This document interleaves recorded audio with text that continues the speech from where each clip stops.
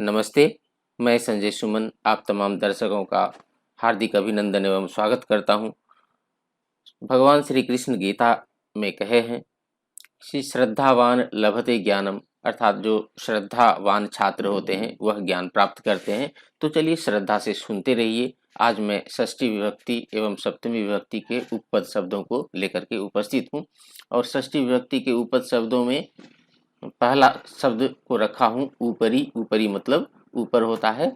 इसका पहला वाक्य देखिए, वृक्षस्य ऊपरी वानराः सन्ति। वृक्षस्य ऊपरी, ऊपरी इस शब्द के योग से, चूंकि ये उपपद है और इस शब्द के योग से जिसके ऊपर उसमें षष्ठी विभक्ति का प्रयोग होता है। तो वृक्षस्य ऊपरी मतलब वृक्ष के ऊपर, वानराः सन्ति बंदर है। तो वृक्षस्य इस शब्द में षष्ठी विभक्ति का प्रयोग हुआ है और जो षष्ठी विभक्ति वाले शब्द हैं उसको मैं अलग कलर में थोड़ा मोटे अक्षर में लिखा हूँ।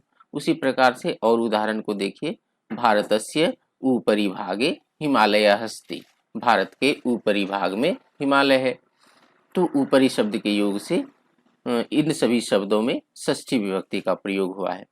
पुनः शय्यायाः ऊपरी आस्तरणमस्ति। बेड के ऊपर बिछावन है।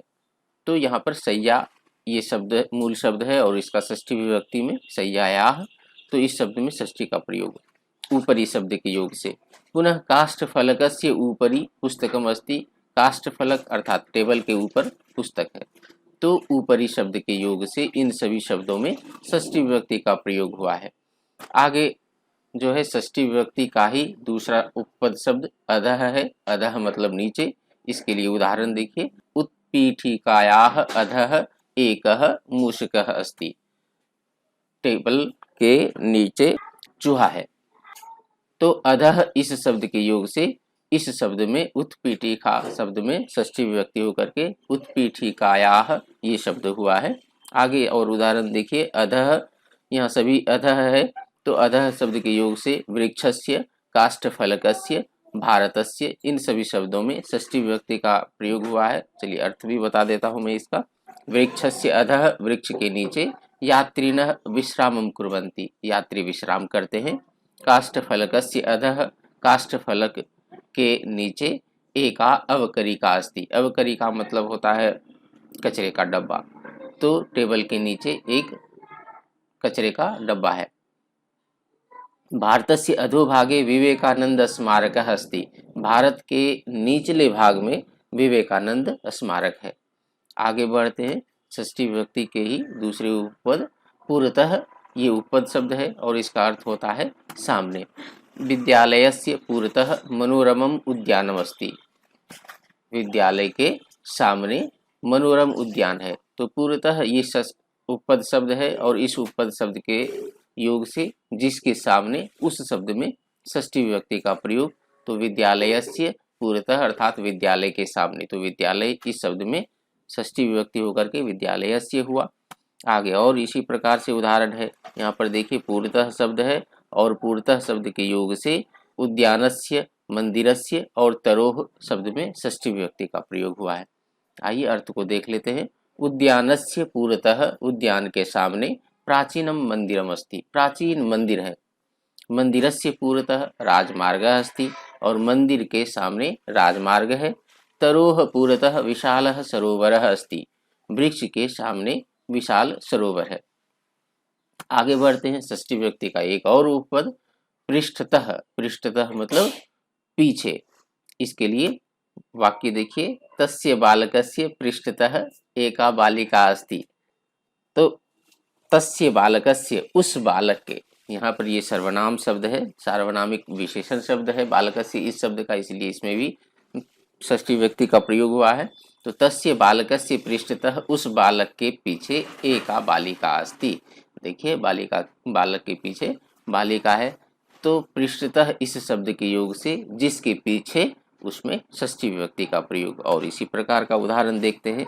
पृष्ठतः देखिए यहाँ पर दिया हुआ है और जो भी मोटे कलर में लिखा हुआ है तो उसमें षष्ठी का प्रयोग। पुस्तकम लेखन्याः पृष्ठतः अस्ति। पुस्तक लेखनी के पीछे है। लेखनी मतलब कलम, कलम के पीछे है। बालिकायाः पृष्ठतः एकः लघु वृक्षः अस्ति। बालिका के पीछे एक लघु वृक्ष है। लघु वृक्ष मतलब छोटा वृक्ष है बालिका के पीछे। फिर मम पृष्ठतः कः अस्ति इति ना जानामि। मम पृष्ठतः मेरे पीछे कः अस्ति कौन है, इति ना जानामि यह मैं नहीं जानता हूँ। आगे बढ़ते हैं। अब सप्तमी विभक्ति के उपपद, कुछ उपपद शब्दों को लेकर के। इसमें स्नेह है, स्नेह मतलब स्नेह करना धातु है। स्नेहयति, स्नेहयत, स्नेहयन्ति ऐसा इसका धातु रूप चलता है। तो अब देखते हैं पहला उदाहरण। प्राणिनः स्वापत्येषु स्नेहः भवति। प्राणी का अपने संतानों में स्नेह होता है। चाहे जो भी प्राणी हो, मनुष्य हो या फिर जीव हो, जानवर हो, उनका अपने संतानों के प्रति प्रेम होता है। तो स्नेह इस शब्द के योग से या धातु के योग से इसमें स्वापत्येषु इस शब्द में सप्तमी विभक्ति का प्रयोग हुआ है। गुरु शिष्येषु स्नेहयति। गुरु शिष्यों में स्नेह करते हैं। कलाम महोदय छात्रेषु स्नेहयति स्म। कलाम महोदय छात्रों में स्नेह रखते थे। तो स्नेह धातु के योग से जिसमें स्नेह रखते हैं उसमें सप्तमी का प्रयोग किया जाता है। शिक्षकः उत्तमेषु छात्रेषु अधिकम स्नेहयति। शिक्षक उत्तम छात्रों में अधिक स्नेह रखते हैं। तो उत्तमेषु छात्रेषु ये दोनों शब्द विशेषण विशेष्य है, इसलिए दोनों में सप्तमी विभक्ति का प्रयोग हुआ। आगे जो शब्द है सप्तमी विभक्ति का वो विश्वस शब्द है। विश्व मतलब विश्वास करना। उदाहरण देखिए, माता पुत्रे विश्वसिति। माता पुत्र में विश्वास करते हैं। तो विश्वस इस शब्द के योग से जिसमें विश्वास है उसमें सप्तमी विभक्ति का प्रयोग, तो पुत्री शब्द में सप्तमी का प्रयोग हुआ है। पिता पुत्र्याम विश्वसिति। पिता पुत्री में विश्वास करते हैं। तो पुत्र्याम इस शब्द में सप्तमी का प्रयोग हुआ है। किस शब्द के योग से, तो विश्वस इस शब्द के योग से। सज्जनाः सत्कर्मणि विश्वसन्ति। सज्जन लोग अच्छे कर्म में विश्वास करते हैं। दुर्जनाः पाप कर्मणि विश्वसन्ति। और दुर्जन लोग पाप कर्मों में विश्वास करते हैं। तो जिसमें विश्वास है उसमें सप्तमी विभक्ति का प्रयोग। इस कारण से विश्वस योग से जो मोटे अक्षर में लिखा हुआ है उन शब्दों में सप्तमी विभक्ति का प्रयोग हुआ है। अगला जो उपपद है वो निपुणः। निपुणः, चतुरः, चालाकः, चंचलः, इन सभी शब्दों में भी सप्तमी का प्रयोग होता है। तो देखते हैं इसका उदाहरण। एकलव्यः धनुर्विद्यायाम निपुणः आसीत्। एकलव्य धनुर्विद्या में निपुण था। एकलव्य के बारे में सुना होगा आपने। गुरु द्रोणाचार्य ने उनसे अंगूठा ही मांग लिया था गुरु दक्षिणा के रूप में। तो किसमें निपुण था, तो धनुर्विद्या में। तो धनुर्विद्या इस शब्द में सप्तमी विभक्ति का प्रयोग हुआ है। जिसमें निपुण उसमें सप्तमी का प्रयोग।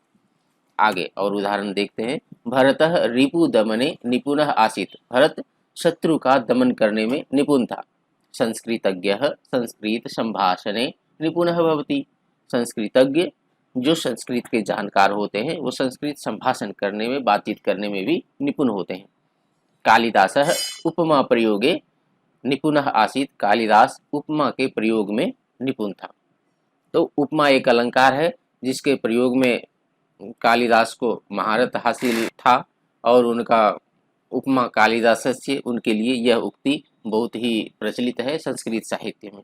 तो आशा है आपको ये हमारा वीडियो समझ में आया होगा। मित्रों, हमारे चैनल को जरूर सब्सक्राइब करिए और हाँ मित्रों, इसे शेयर करना मत भूलिए। बहुत बहुत धन्यवाद आपका।